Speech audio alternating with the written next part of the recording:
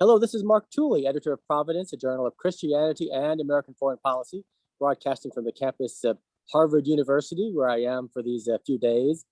Today, with the pleasure of speaking to Washington Post editor, columnist, Karen Tumulty, who has written an important new biography of Nancy Reagan, one of the most influential first ladies of the 20th century. So, Karen, thank you for participating in this conversation. Great to be here. Thank you for your interest in the book. What about Nancy's character and her relationship with Reagan made her so influential? The thing to understand about Ronald Reagan is that as gifted as he was at connecting with the American people, he was sort of a kind of solitary figure, and he was close to exactly one person in the world, and it happened to be the woman he married. And so really her power derived from two things. One, it was the power of intimacy. And number two, it was from the fact that she really saw her role as watching his back, protecting him. Reagan was an optimist. He, always tended to think that things would turn out well. She was a far shrewder judge of people and the people around him, and had a much clearer sense of, who had their own agendas, not necessarily his. And, if she decided that somebody was not acting in Ronald Reagan's best interest, they tended not to last too long in their jobs. Now, Reagan famously had his own convictions, ideology, worldview, carefully crafted out across years and decades. Did Nancy herself have her own distinct ideology and worldview, or was she more practical, pragmatic, and looking out for his interest? I think her ideology is whatever is best for Ronald Reagan. You did not see her, every first lady has to figure out this job for herself. Eleanor Roosevelt was sort of the conscience of FDR's presidency. And Hillary Clinton, we see her in the first term take over an entire swath of his agenda, healthcare. That was not Nancy Reagan's role. I think she really didn't have strong ideological fixed position. She was very much a pragmatist. She mistrusted the ideologues who were around her husband. And she was an incredibly important ally for the more pragmatic figures around him. I think among them, James Baker, who was the first chief of staff in the Reagan White House, who in fact got his job because Nancy Reagan wanted him in that job. And George Shultz, the Secretary of State for 6 years of the Reagan presidency, also found she was an incredibly important ally because he was so often tilting against sort of the hardliners in the Defense Department and on the National Security Council. And often Reagan's most hardcore conservative supporters were wary or suspicious of Nancy's influence. Was that the case? I think that was absolutely the case. And that was a strain, by the way, that went through the entire Reagan presidency. The more ideological conservatives, say, people like Ed Meese or William Clark, one of his national security advisors, really, there was a lot of tension between them and others like James Baker and Michael Deaver, the people who the ideologues would say, let Reagan be Reagan. Now, Nancy, of course, was in Hollywood in the 1940s when Reagan was there and experienced some of the strife with the unions and the communist influence. And she was influenced in the same way as I guess Reagan was. She was certainly an anti-communist, but she was wary of the more hardline people in the administration in terms of relations with the Soviet Union. So what exactly was her influence on Reagan's relationship with the Soviet Union, especially with Gorbachev later on? I think this was really her most important contribution, policy-wise. Number one, she understood that there existed in her husband, for all of his hardline anti-communist rhetoric, for the fact that he was overseeing the largest peacetime military buildup in US history. But there was also an idealistic streak to Ronald Reagan. He believed, for instance, in the biblical prophecy of Armageddon. He believed it was possible that there could be a world without nuclear weapons.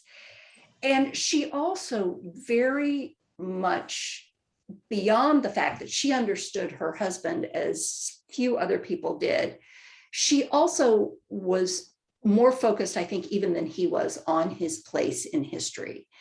And she really believed in his negotiating capabilities.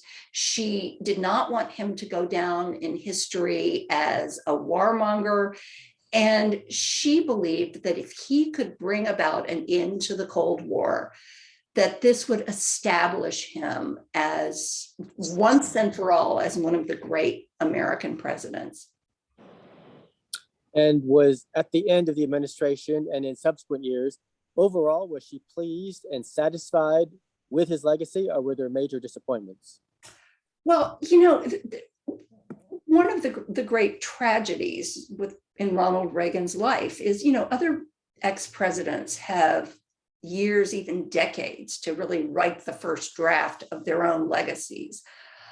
Ronald Reagan, very soon after he left the White House, was diagnosed with Alzheimer's disease. He had to withdraw essentially from public view.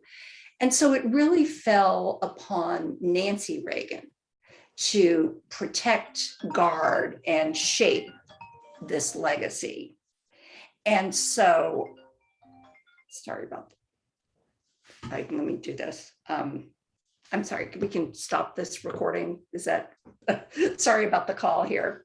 Anyway, it really fell on Nancy Reagan's shoulders to protect and guard and shape his legacy. And she did that in a number of ways.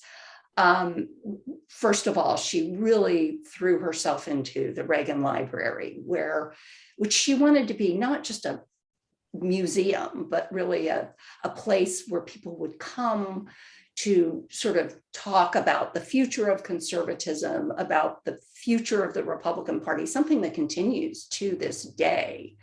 And beyond that, she oversaw the release of his handwritten diaries, of his 50 years worth of his correspondence, because she wanted people to see that these ideas were his own, that he was not, as some people on the left like to dismiss him, just an actor reading lines that somebody else had written for him. And you really do see that in his diaries, in his handwritten speeches that he gave before he was president. If you see it in his correspondence. And finally, she was very, very wary of people who would sort of appropriate her husband's name, his image, for causes that she was not particularly sure that he himself would have believed in. One of the things I found interesting was that in the 1990s, when the Republicans took over in the House, there was a move among some of the more conservative ones to replace Franklin D. Roosevelt on the dime with a profile of Ronald Reagan. And Nancy Reagan stood up and said, my husband would not want that. He revered Franklin D. Roosevelt. He thought more of him than any other US president. And it was, I think, a surprise to a lot of people that she was not sort of willing to go for, glorifying her husband wherever and whenever it suited somebody else's agenda. Do you think she was the most influential first lady in the 20th century after Eleanor Roosevelt? I think I think that she was incredibly influential. I think, again, each of these women sort of do the job according to their own strengths, their own weaknesses, the moment in history in which they find themselves, the needs of the president. Some of them are more successful than others, but I do think she really ranks right up at the top. And what's ironic, of course, is that she did a lot of this without leaving any fingerprints. Her image was one of a sort of very traditional pre-feminist spouse. But behind the scenes, she was very, very comfortable in her own power, to the point where I think she terrified a lot of people in the West Wing. Now, I guess perhaps historically it wasn't that consequential, but her initial relationship with Raisa Gorbachev was a little rocky, wasn't it? Yeah, I find this so fascinating too, because these two women you might have thought would have a lot in common. Raisa Gorbachev was also very controversial in the Soviet Union. The Soviet Union, they usually didn't even know much about the first lady at all. Sometimes they didn't even know how many children they had until you saw who showed up at the funeral. But Raisa Gorbachev was a brilliant academic. She was outspoken, and she too was a very, very important partner for her husband, who had a very clear sense of what she wanted his place in history to be. So it's almost surprising that these two women didn't find that they had more in common. But boy, their rivalry became a kind of juicy subplot for the summits that their husbands had together. And did she have any direct relationship at all with Margaret Thatcher? Well, there's one story. Yes, she did, is the answer, in part because Ronald Reagan himself was so bonded to Margaret Thatcher, who he really did consider his sort of political soulmate. So Reagan had, before he died, had asked Margaret Thatcher if she would give a eulogy at his funeral.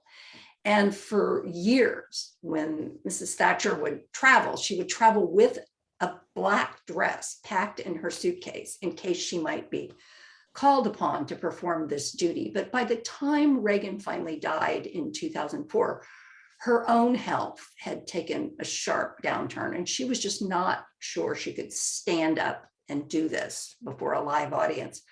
So she videotaped a eulogy. Well, come to Ronald Reagan's death, and they're setting up his funeral, and they go to the very, stuffy National Cathedral here in Washington, and they inform them that one of the eulogies would be delivered by video. And the National Cathedral said, "We can't do that. You don't do that in the National Cathedral." At which point, Nancy Reagan conveyed to them through Fred Ryan, who had been Reagan's chief of staff, "That's fine. We'll take it down the street to National Presbyterian." And as a result, National Cathedral did allow the videotape, even though, Margaret Thatcher was sitting there in the audience. And I thought it was an act of both such generosity, but also a real understanding of what her husband would have wanted. And then finally, you made a unique and fascinating discovery in her personal papers that no other journalist or historian had yet unearthed. Reagan, of course, was deeply influenced by his pious mother and raised in a Protestant church in small town Illinois. I guess Nancy's religious background was a little more complicated. Her mother had been Presbyterian, but when Nancy's stepfather was dying and lacking a faith, President Reagan wrote a letter commending Christian faith to him to give him some peace of mind, which Nancy later shared at a rally, as I recall, towards the end of the Reagan presidency in the DC area. But you found the actual copy of the letter. If you could tell us about that. That's correct. The second most important man in Nancy Reagan's life was her stepfather, Loyal Davis, a neurosurgeon to whom she was absolutely devoted. But he was really, for all intents and purposes, an atheist. And so one day when I'm at the library, when you do research in a presidential library, there's stuff that they have to show you because the National Archives has deemed it to be part of the president's public record. But there is a lot of stuff that is classified as personal and they don't have to show it to you. So, but over the 4.5 years I worked on the book, I was able to negotiate, beg that I can call it negotiating now, but them to show me some of this stuff. So I was looking through a random box of material that had been retrieved from the last Reagan home in Bel Air in Los Angeles. And it was just a completely random collection of odds and ends. And I came across this remarkable letter. And it was clear to me, it was in plastic sheeting, but it was clear to me that nobody had really read it and thought about what it really said. So about 3 weeks before Loyal Davis died, and it was clear he was at the end of his life, Ronald Reagan sat down one weekend and on 4 pages of White House stationery, without a single word crossed out, he begs Loyal Davis to accept God before he dies. And in doing so, Reagan spells out his own faith, his own reason for believing, his own view of what eternity would look like if Loyal Davis accepted Christ. And it is the most remarkable distillation of Reagan's faith that I had ever seen. So I did go back to the Reagan Foundation, which manages all this. And I said, look, I think this is an important historical document. I think it shouldn't wait for the release of the book. And so they did give me special permission to both reproduce the letter and to write a column about it in the Washington Post, which is easy to find if you search our site or you Google my name and Reagan father-in-law. And again, I found it such a sort of crystal clear distillation of Reagan's faith. Excellent. And finally, Karen, could you hold up a copy of your book? Oh, you bet. Here you go. This and the photo, when Simon & Schuster showed me this cover, I had never seen this photo before. And I thought it was so wonderful because it really does sort of convey, this is a very young Nancy Reagan. It conveys that it's both the entire sweep of her life, but also that it is a serious book. And I hope that that is what people who read it find it to be, a really serious look at her life, her own legacy, and her influence. Karen Tumulty, author of The Triumph of Nancy Reagan, thank you very much for a fascinating conversation. Thank you.